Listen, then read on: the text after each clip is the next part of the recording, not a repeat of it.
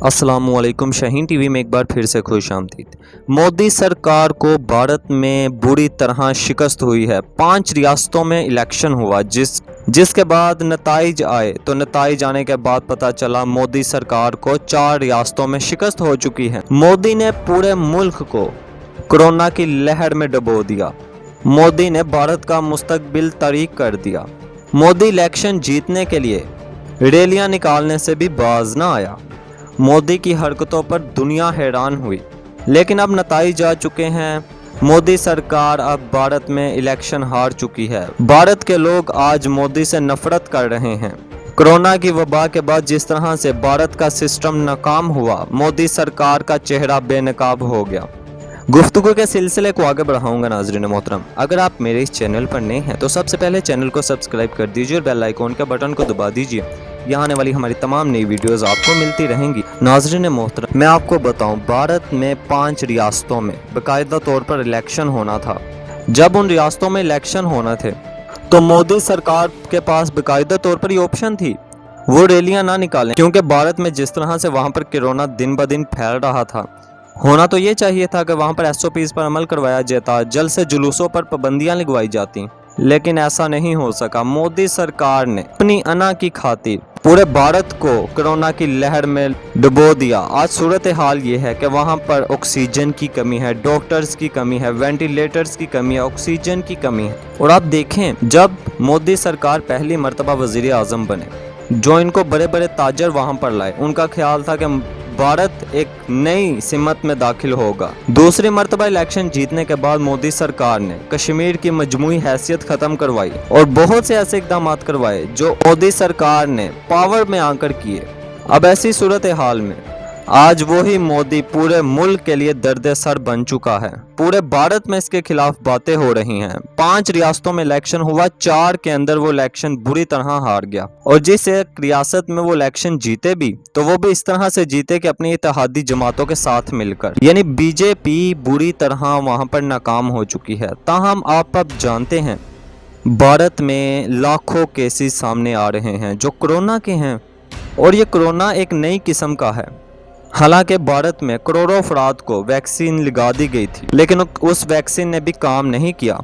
तो मोदी सरकार अपनी इलेक्शन की कैंपेन में भरपूर हिस्सा लेते रहे, बजाय इसके कि वो लोगों को कहते कि ठीक है जनाब, आप अपने घर रहिए, हम अपने रहते हैं। ऑनलाइन आप कोई सिस्टम ऐसा कर लेते, सोशल मीडिया के जरिए कैंपेन करते, लेकिन ऐसा नहीं। मोदी सरकार ने इक़्तिदार को अफजल जाना, जिसके बाद उन्होंने कैंपेन में बढ़ चढ़ कर हिस्सा लिया। अमित शाह और नरेंद्र मोदी एक ही सिक्के के 2 रुख हैं, और दोनों ने भरपूर कैंपेन की, जिस दौरान हजारों अफराद इनके जलसे जुलूसों में वहां पर शरीक होते रहे। मोदी सरकार बुलंदो बाला दावे भी करते रहे।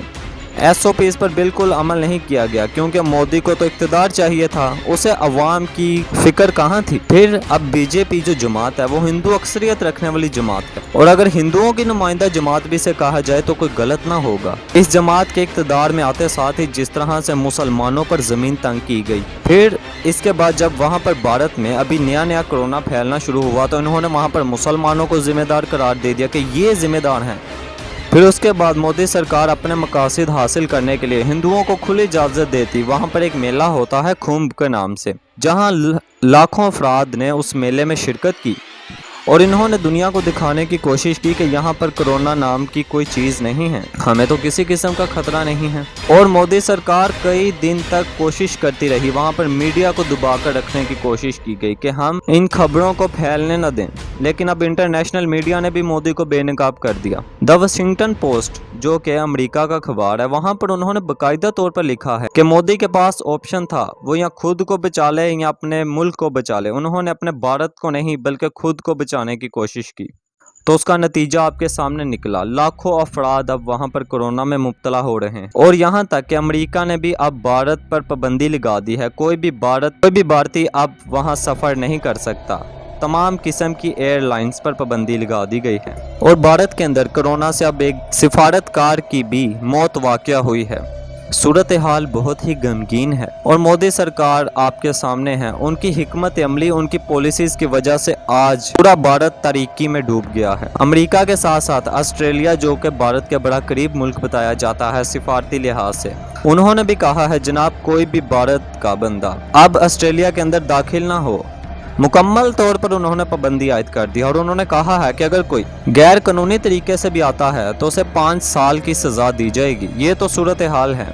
भारत पर तमाम आलमी दरवाजे बंद कर दिए गए हैं और दुनिया भर का मीडिया भी इस पर हैरान था कि एक तरफ उनके भारत में कोरोना फैल रहा है तो दूसरी जानिब ये रिलीज करने में मसरूफ हैं। अब भारत के अंदर इस वक्त तो सूरत हाल बड़ी ही गमगीन है। कई ममालिक ने सफरी पाबंदियां आयद की, तो अब भारत के जो बड़े बड़े बिजनेसमैन हैं, जो बड़े बड़े अदाकार हैं, वो अब भारत से भाग रहे हैं क्योंकि उनको नजर आ रहा है कि हमारे वजीर आजम साहब ने पूरे भारत को ही डुबो दिया। अपनी अहमकाना पॉलिसीज की वजह से और अपनी जहालत की वजह से उन्होंने भारत को किस सिमत में दाखिल कर दिया है। उनको अपनी जान के लाले पड़ चुके हैं। वहां पे बॉलीवुड के कई अदाकार जो भारत छोड़ चुके हैं, इनमें रणबीर कपूर, आलिया भट्ट और इस तरह शाहरुख खान का बेटा, शाहरुख खान की बीवी गौरी खान और भी बहुत सारे अदाकार अब भारत छोड़ चुके हैं और बड़े बड़े बिजनेसमैन भी, क्योंकि उनको पता है कि इस वबा में अगर थोड़ा सा और इजाफा हुआ तो कहीं हम भी ना लटक जाएं। क्योंकि वहां पर माहिरीन ने तो बता दिया है कि आने वाला हफ्ता मजीद सख्त होगा, यानी आने वाले हफ्ते में मजीद कोरोना वायरस फैलने का खदशा मौजूद है। और एक मुल्क रह गया जहां अब तक भारत के बड़े बड़े बिजनेसमैन, अदाकार पहुंच रहे हैं, वो है मालदीव। मालदीव में बड़े बड़े जजीरों में वो सब इंजॉय कर रहे हैं और इस हवाले से भारतीय अदाकार नवाजुद्दीन सिद्दीकी फट पड़े। उन्होंने कहा इस मुश्किल घड़ी में जो अदाकार बाहर जा रहे हैं वो अच्छा नहीं कर रहे। ताहम उनके बयान से मैं मुत्तफिक नहीं हूँ कम से कम, क्योंकि अपनी जान की हिफाजत करना हर एक की जिम्मेदारी है। और वैसे भी ये बड़े बड़े लोग हैं, वो अपने अंदाज से सोचते हैं। ताहम बहुत सारे लोग अब भारत बेरोजगार हो गए हैं। ताजरों के बारे में बताया जा रहा है कि ताजर अब मांगने पर मजबूर हो चुके हैं वहां पे। इतनी गमगीन सूरत हाल का सारा जिम्मा अगर मोदी सरकार पर डाला जाए तो इसमें गलत क्या है। उनको इलेक्शन का लालच था लेकिन वो तो बुरी तरह हार गए।